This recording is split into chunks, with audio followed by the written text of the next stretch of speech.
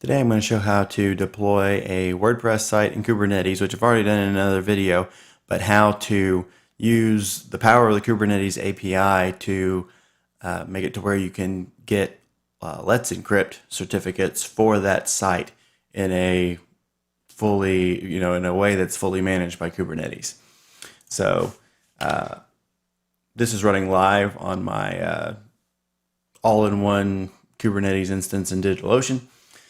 And so it's scripted to cut down on the demo time, but it's happening live. So what I just did there was I created a secret for the MySQL root password that the MySQL database and WordPress are going to share. If you've seen my other video, this looks familiar. So I'm going to run through this pretty quickly because my other video shows how to do this. And none of this part has changed. Just creating a MySQL deployment, MySQL service that the WordPress deployment can connect to. So we're deploying WordPress. And we'll do a WordPress service. Now this is where things will get a little different. Before I had the WordPress service bound on a node port, but now I don't. It's just an on-cluster service at port 80. That's because we're going to set up an ingress in front of it, which I haven't done before. Ingresses are like level 7 load balancers. But it's a Kubernetes resource. It's kind of like a service in that there's no pods that back it, but it describes the configuration of a level 7 load balancer that different pods can implement. In this case, Nginx has implemented a container that you will digest the ingress resource from Kubernetes and create a level 7 load balancer reverse proxy out of it. So here I've created but before this demo, I've created some self-sign certs. So when we go to our WordPress site, we're going to get that, red X on the HTTPS for the certificate. And then we'll show how we can get some legit ones. So this is an ingress, and I haven't showed this off before, so I'll go through it. Basically, here I'm showing that this is a TLS endpoint. This is the domain that I'm securing. This is the secret that contains the TLS key and the TLS cert. These are the rules for the ingress. It's going to be hosting this domain. When I go to this path, this URI here, I'm wanting that to be routed to the WordPress service. And when I go to this URI, which if you have ever messed with Let's Encrypt before, that's a URI of note that it puts the Acme challenges in. So we're going to route that to our Let's Encrypt service, which we're going to create here in a second. So now we've created our Nginx ingress. Let's create the ingress deployment, which is this container here, Nginx ingress. And this is an actual pod that contacts the Kubernetes API on cluster, pulls down the ingress resource, and then dynamically generates its configuration based on that to accommodate a level of, a reverse proxy for whatever you've set up in the ingress resource. So here we've got, port 80, port 443. All right, and then we're going to create a ingress service. And then this is where we're going to bind on the node ports here, port 80 and port 443. And that's going to go to our Nginx ingress service, which will then, depending on the URI, send different requests to different services on the cluster. So if we go to the WordPress site now, we get this, right? The red X, and there's, this is a self-signed cert, so it's not going to trust it. We can proceed if we want to, which I'm going to do. We'll set this up real quick.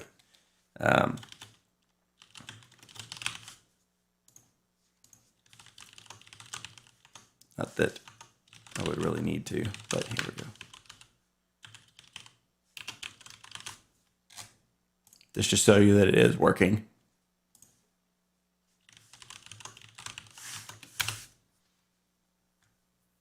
All right, so here we are at our site, and we got the red X, which is not what we want. So what we want to do is we want to get some Let's Encrypt certificates for this. But this is the upstream WordPress container. I say upstream, the one in the Docker Hub. So I've just pulled this down. You can't really mess around with its configuration. It has an Apache server built in, and you can't configure that really. So what we've done is we've set that ingress up in front of the the WordPress site, and now we can redirect the Let's Encrypt specific URIs to a different service. So let's look at what that looks like. Okay, so we're going to create a Let's Encrypt service, and yeah, that already exists because I didn't clean it up from a previous demo, but that would have worked. And so let me get up another terminal because I don't want it to be black magic what I'm doing. I've created a special Let's Encrypt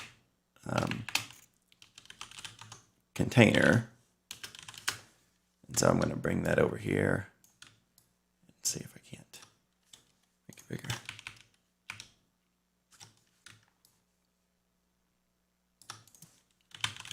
So the entry point on this looks like this. Wow, that is a lot of stuff. But anyway, so what this is doing is this is really leveraging the power of the Kubernetes API from the pod perspective. So the pods inside Kubernetes can access the Kubernetes API using something called service accounts. And so if you've set up your cluster to use service accounts, a pod has a token. It has information mounted into it in the form of a secret at this location to access the Kubernetes API, and it can make modifications. And so we're going to leverage that power here. Bring this back over. All right. So here I'm going to start up a simple Python web server in basically root's home directory, and then I'm going to use the web root plugin of certbot, which is the EFF's Let's Encrypt client, and we take in some information in the form of environment variables, which I'll show you later, but you can set email and then the domains that you want to secure, and that's going to put the certificates at this path. Then I use bash, it's nasty, but basically to create a template and then render that template into a patch to the secret that the Ingress is using to get its TLS certs and keys. So I'm basically updating the Ingress secret, and then I'm going to, so I update the secret here. And here's where you can see, this is my token to access the API. Here's the CA cert that the API server uses that I can verify against. And then here's the JSON patch that I'm submitting against the Kubernetes API. And then here, these are pretty verbose, but you only have to write them once. And then here's creating a patch to the deployment. This is the Ingress deployment. And the deployment won't automatically redeploy when the TLS secret changes. And so this is a way to do it. I've basically added a,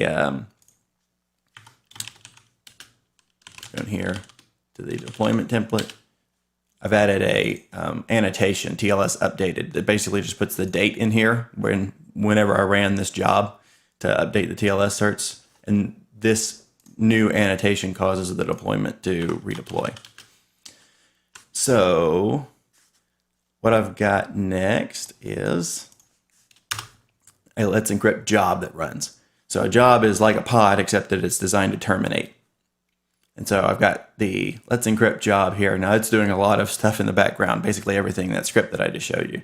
But here's the environment variables. These are the domains I want to secure. This is the email address, the secret that contains the TLS cert and key, and then the deployment, the Ingress deployment. And so these happen to be the same in this case. So what that should have done is gone off, contacted Let's Encrypt, gotten the certs, updated the secret, and then redeployed my Ingress. So let's see if that worked. I'm not going to check anything. I'm just going to believe that it worked, and voila, now we're green. If we go in here, we can see view cert, and we're trusted by Let's Encrypt authority. And whenever you need to renew your certs, you can just rerun that job.